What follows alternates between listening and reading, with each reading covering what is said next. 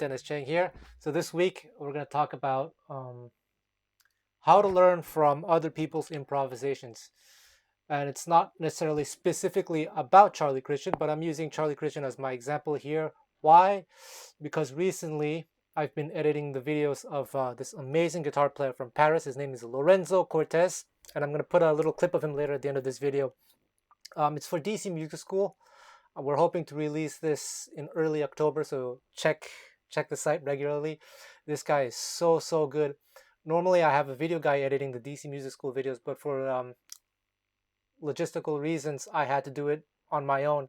I had a lot of fun editing his videos because this guy is so good. This summer I recorded Lorenzo and Jonathan Stout, and those are the two guitar players on this planet that have, well, I think I can say it, have really understood Charlie Christian's style. Charlie Christian's influence on these two guitar players cannot be denied, that's for sure. But what I especially appreciated in both Lorenzo and Jonathan's playing is the fact that they took the concepts and made it their own. So when you hear them play, you can definitely hear the influence, but when you study each line that they play, you realize, hey, it's kind of their own thing. They're doing certain things that Charlie didn't do or might not have done. At the same time, Charlie didn't have a long career, unfortunately. He died very young, I think at the age of 26. So who knows what would have happened later. Anyway, I was so inspired from editing Lorenzo's videos that I started practicing. I started listening to some Charlie Christian, a lot of recordings. And I thought I'd share with you one of the ways that I practice improvisation, acquiring vocabulary, language, and all that. I made a video some months ago about how to learn from recordings, from learning licks and all that stuff. Because for me, the point of learning licks is not to copy and paste, but to absorb the language. And ideally, and this might not be something that you can do right away as a beginner, depends on your level, but ideally you'll be able to take the licks and deconstruct them to the most tiniest element. I call these melodic cells. And from studying Charlie's playing, I notice that I think that's what he's doing. He has these patterns, but he's always manipulating them in different ways, very subtle ways. You hear them, you recognize them, but then when you play each of them, you see that they're different every time. And that's what I mean by that. So I played this solo over the tune Coquette, and how I made this solo, and it's transcribed on SoundSlice, so check out the link in the description box or the pinned comment. How I did this was I spent a few hours listening to Charlie, taking some little phrases, vocabulary, working them out a little bit, trying some fingerings, and then spending like maybe an hour, roughly an hour playing over Coquette, using some of these ideas, improvising and trying them out. So that's one of the methods, one of my practice routines when I'm working on improvisation.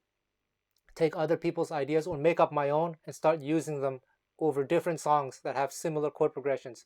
So you can do this over Coquette, you can try this over Honeysuckle Rose, you can try this over I Can't Give Anything But Love.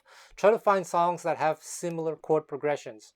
But before we get started, as always, I would like you to like, to subscribe, click the bell notification thingy, because it makes such a huge difference. The online thing is my only source of income these days, so like it helps a lot if you just do this little thing for me. And if you want, you can buy something on DC Music School or on SoundSlice. On SoundSlice, I have some courses on kind of related to this video on the swing phrasing that Charlie Christian used, the whole idea behind the Charleston rhythm. So on SoundSlice, I do have a course, something like that, like swing phrasing, something like that. When you listen to Charlie's playing phrasing, you often hear this kind of like phrasing, this kind of rhythm.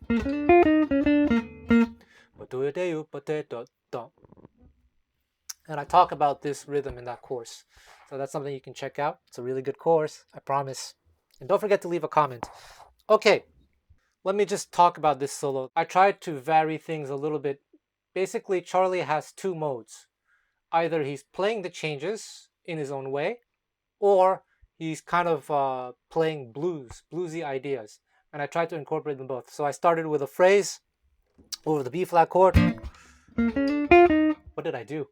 Something like that, just a typical bluesy phrase. So that's something you can do over different songs. So if you have another song, let's say Rose Room, and you have an A flat chord, try there. If you're playing another song that's in F, you can try different fingerings too. Boom. And it's all based on a shape. So B flat, this shape. Because many of you probably know that Charlie Christian was thinking in terms of shapes. And I tend to believe that that's something that Wes Montgomery got from learning a lot of Charlie Christian solos. Okay? Yeah, I did this. There we go. It's a nice phrase. Okay, and then I did this long pattern that I took from a Charlie Christian recording. And it's based on this shape here, F9. You'll have the transcription, but I'll just play it for you.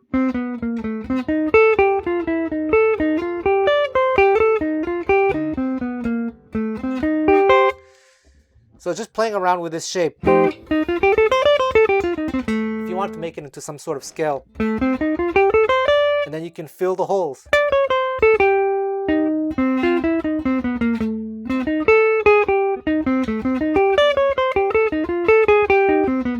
You can play around with that, make up your own phrases, because I think that's what Charlie did. He probably had a basic starting pattern, and he probably experimented quite a lot to come up with different variations on basically the same pattern. And then I did this thing on beat 4, accenting the beat 4. Like starting a phrase on beat 4 is something that is very typical in the 1930s era of jazz, swing jazz. So I did 1 and 2 and 3, 4. Normally you would want it to be 1, 2, and 3. Is that it? 1, 2.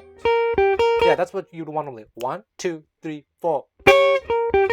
But what's very typical in the late 30s is a 1, 2, 3, 4.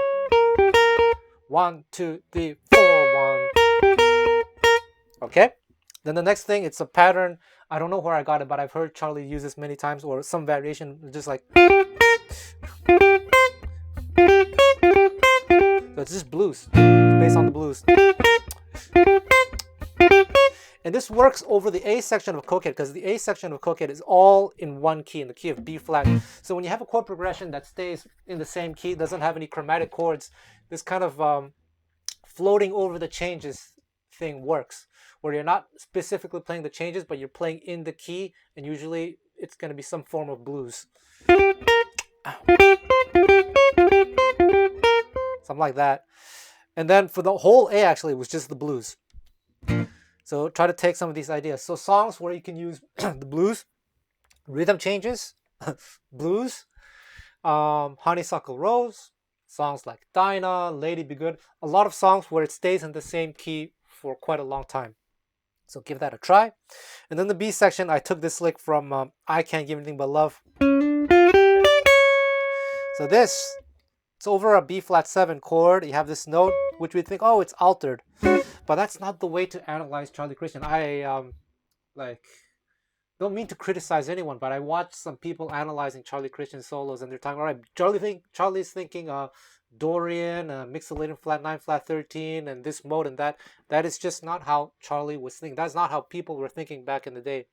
And it's not that this information is wrong, but when you start to make things more complicated than it is, it's, in my opinion, a little bit of a waste of time, because what we're trying to do here, we're not trying to be scholars, being able to use all these technical terms. We want to absorb the language. And when it comes to Charlie Christian, it's just about understanding the patterns and getting it in your ear, and then after manipulating them. As simple as that. Don't have to think it's going to the flat 9, sharp 9 here. What you have to think here, so it's based off this A flat shape. B flat, sorry. And this, it's just chromatic, because it's going to end up here. So one thing that is very typical in jazz, early jazz, and also bebop, is when you have a dominant chord, B flat 7, to think F minor. And that's kind of what Charlie is doing. And then we end up here. And he insists on this note to create this tension. You can call it sharp 9, but really it's just passing. bit. And then D flat, E flat, sorry. Here, E flat. So one other thing you can do instead of playing this lick is just play around with this shape.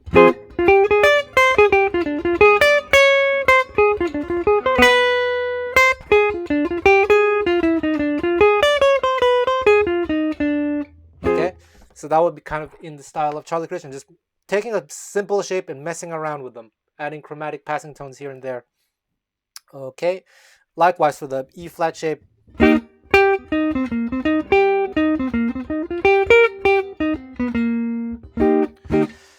And then we have this thing over C7.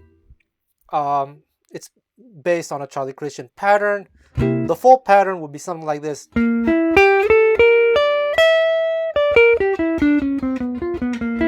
Something that he often does. He also does.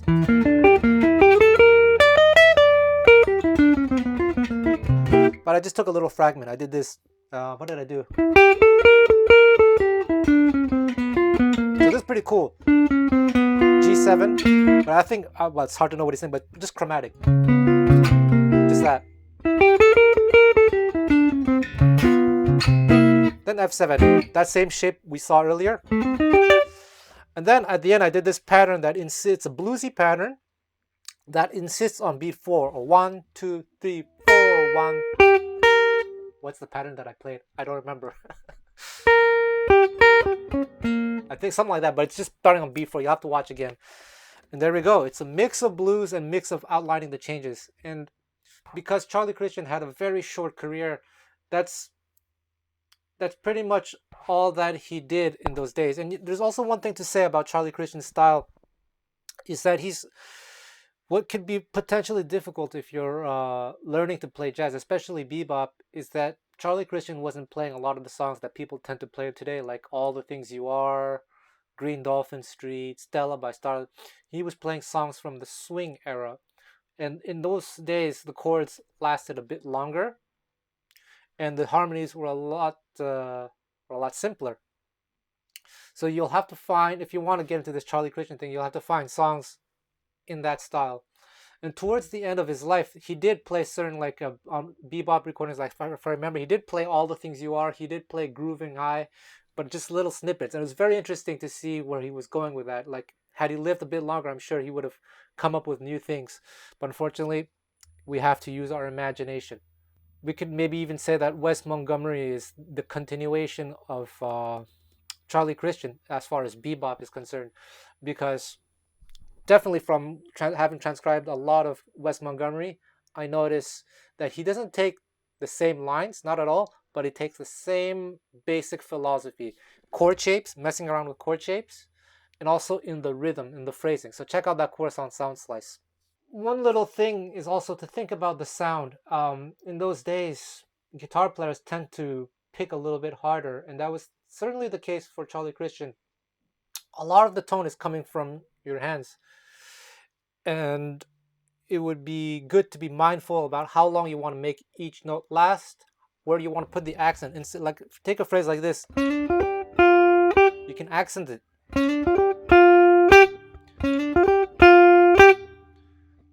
So here it is flat, and here it is with accent.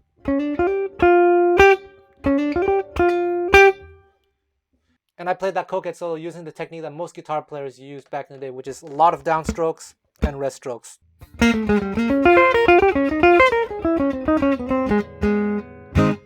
It's pretty heavy-handed technique. I mean, you don't necessarily have to use that technique. Lorenzo doesn't, but he still sounds good. But it's just different things that you can consider when you're listening to other artists, what you can get from them. It's not necessarily the lines. It could be the sound. It could be the phrasing. And there we go. I really can't wait to release those Lorenzo lessons. And here, let's listen to a clip.